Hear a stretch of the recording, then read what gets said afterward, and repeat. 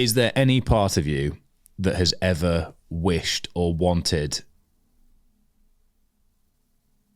to apply your experience in a time that warranted more combat? Or are you... Yeah, 100%. Yeah. 100%. Yeah. I mean, the survival rate wasn't high, and I was...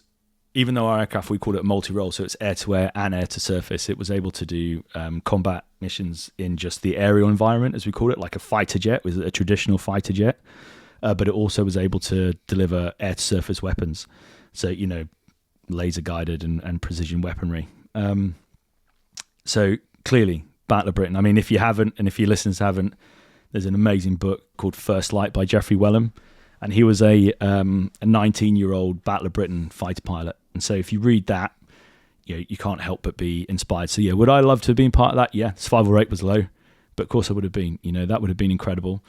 And another one I always have been inspired by is Vietnam, a pretty gnarly war for sure. And I'm not a warmonger, by the way. I don't sit there going, I really want to go. But if you were to ask me as a highly skilled operator in what I was trained in, what environments would I like to have done my role in?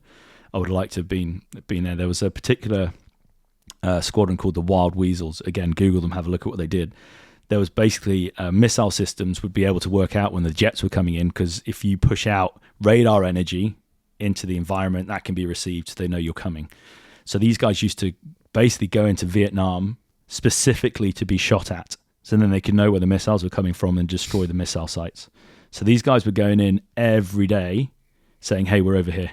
And these telegraph poles were getting fired at them. Like the telegraph poles you see on the street are the size of these missiles. They're doing 20 miles a minute at you, and if they explode, you're done. No, you're gone. And these guys were getting airborne every day just to get shot at, to then find out where the weapon systems were to destroy them, and then let the guys go in and do whatever they need to do the next day. So some of their books are just amazing. So that's the kind of stuff I would absolutely love to have been a part of, those kind of squadrons. The camaraderie, the sense of purpose, what you guys were out there doing. It was just gnarly stuff. I'd love to be a part of something like that.